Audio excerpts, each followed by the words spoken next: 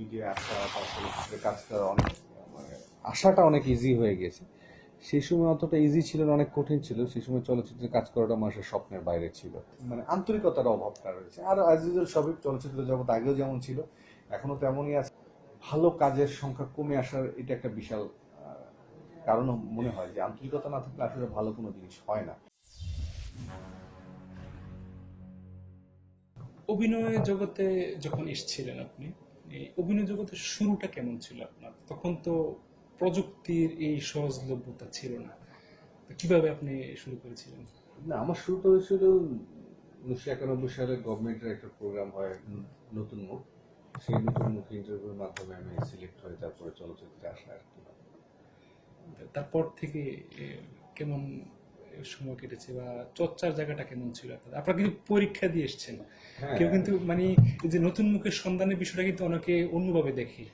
এখন হয়তো দেখা গেল টাইম চেঞ্জ হয়েছে বা মানুষ জানে বা মিডিয়া আসা বা চলচ্চিত্রে কাজ করা অনেক মানে আশাটা অনেক ইজি হয়ে গেছে। সেই সময় অতটা ইজি ছিল না, অনেক কঠিন ছিল। সেই সময় চলচ্চিত্রে কাজ করাটা মানুষের স্বপ্নের বাইরে ছিল। সো সেই সময় হিউজ পরিমাণে সারা বাংলাদেশ থেকে প্রায় 21-22 হাজার মানুষ ইন্টারভিউ দিয়েছিল। সেখান থেকে একজন নিয়েছিল মাত্র।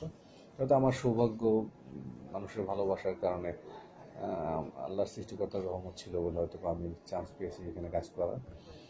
তো সে সময় প্রযুক্তি সেই সময়ের জন্য কিন্তু ভালোই ছিল, কম ছিল না আমি মনে করি। কারণ সেই সময় যেটা প্রয়োজন ছিল সেটাই তখন ছিল। এখন হয়তো প্রযুক্তি নতুন আসছে, মানুষের প্রয়োজনীয়তাও বাড়ছে, তো সেই সময়ের জন্য সেটা সাফিসিয়েন্ট ছিল বলে আমি মনে করি। আর সেই সময় পরিবেশ যদি জিজ্ঞেস করেন, আসলে খুব প্রতিযোগিতামূলক এখনকার মতোই ছিল। কিন্তু একটা জিনিস ছিল যে আন্তরিকতাটা অনেক বেশি ছিল, যেটা হয়তো এখন মানুষের অনেক ব্যস্ততার কারণে, প্রতিযোগিতা বেশি হওয়ার কারণে আন্তরিকতাটা কমে আসছে আস্তে। এটা মানুষের দোষ নেই, এটা পরিবেশেরই কারণে হয়তো হয়েছে। আন্তরিকতাটা একটু এখন কমে আসছে, আগে যেটা প্রচুর পরিমাণে ছিল।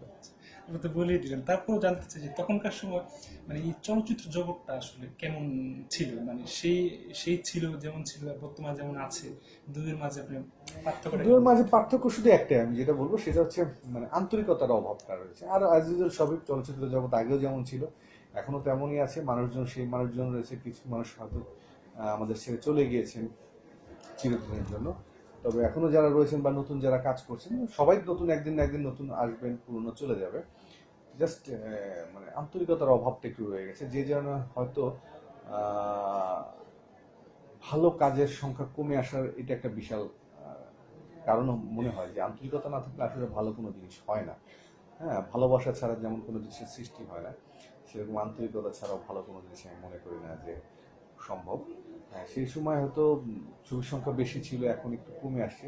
আবার হয়তো সামনে বাড়তেও পারে। যখন ছবির সংখ্যা বেড়ে যাবে তখন দেখা যাবে আবার পরিবেশ ঠিক হয়ে যেতে পারে। অবুঝ দুটি মন দিয়ে কিন্তু আপনার ক্যামেরার সামনে আসা। তো এই ছবিতে মানে কিভাবে চুক্তিবদ্ধ হলেন এবং ক্যামেরার সামনে আসার এই অনুভূতিটা কেমন ছিল? চুক্তিবদ্ধ হলাম মানে হচ্ছে কি, এই নতুন মুখে সিলেক্ট হওয়ার পরে বেশ অনেকগুলো ছবির নাম করে অনেকগুলো ছবির অফার পেয়েছিলাম। কিন্তু সেই ছবিগুলো বিভিন্ন কারণে করা হয়ে ওঠেনি। তো সে সময় আমার একজন খুব ওয়েল উইশার বলবো, শ্রদ্ধেয় সাংবাদিক, খুব নাম করা একজন জার্নালিস্ট বাংলাদেশে, শ্রদ্ধেয় মিজান ভাই, উনি নেই এখন, মারা গিয়েছেন। উনি আমাকে একদিন ফোন করে বললেন যে আমার আমির নামটা ওনাদেরই দেওয়া। তখন সবচেয়ে নাম করা যারা সিনিয়র সাংবাদিক ছিলেন বেশ কয়েকজন, শরীফ ভাই, মনু ভাই, আওলাদ ভাইও নেই, মিজান ভাই, ওনারা মিলে আমার এই নামটা দিয়েছিলেন আমিন ভাই।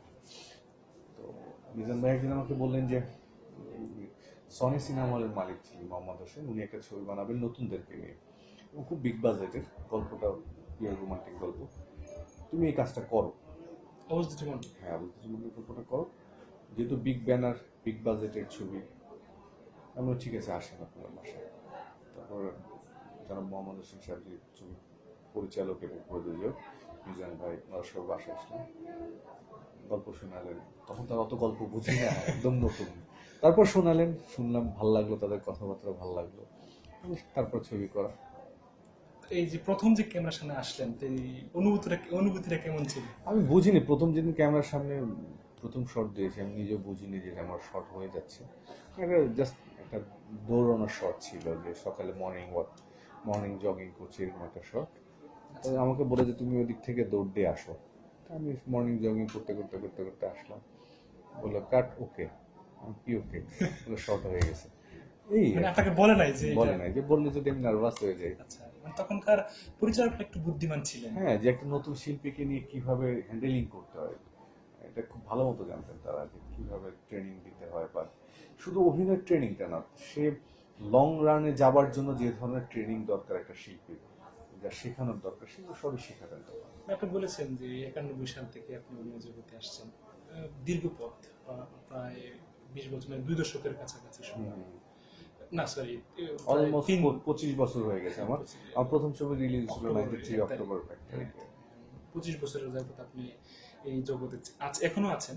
তো এই দীর্ঘ পথের পথে মানে এই যে পা বাড়িয়েছিলেন, মানে অভিজ্ঞতাটা কেমন ছিল? এই জগৎটা আসলে কেমন আপনার দৃষ্টিতে? আমার অনেক ফ্যান্টাস্টিক। আমি মনে করি যে পৃথিবীতে এত সুন্দর পেশা হিসাবে যদি কেউ নিতে চায়, আমি বলি এর চেয়ে সুন্দর পেশা আর নাই।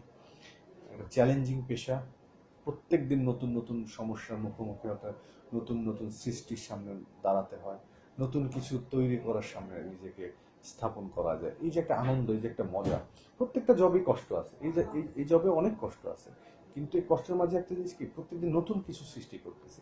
আমি যদি একটা জব করি, প্রত্যেকদিন সকালে একই জব, একই হিসাব, একই নিকাশ, কিন্তু এটা প্রত্যেকদিন আলাদা আলাদা। এক একদিন এক এক ক্যারেক্টার অভিনয় করি, এক একদিন এক এক মানুষের সাথে পরিচয় হচ্ছে, তাকে বোঝা, সে আমাকে বোঝা, এক নতুন নতুন জায়গায় যাচ্ছি, কাজ করছি। এই যে একটা নতুনের সন্ধানে, নতুনের সাথে নিজেকে একাকার করে দেয়, এটা একটা আনন্দ অন্যরকম।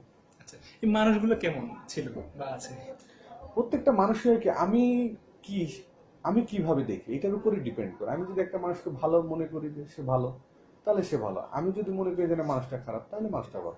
এটা নিজের দৃষ্টির উপরে। আমি যদি সবাইকে ভালো মনে করি, ওকে, এভরিওয়ান ফাইন।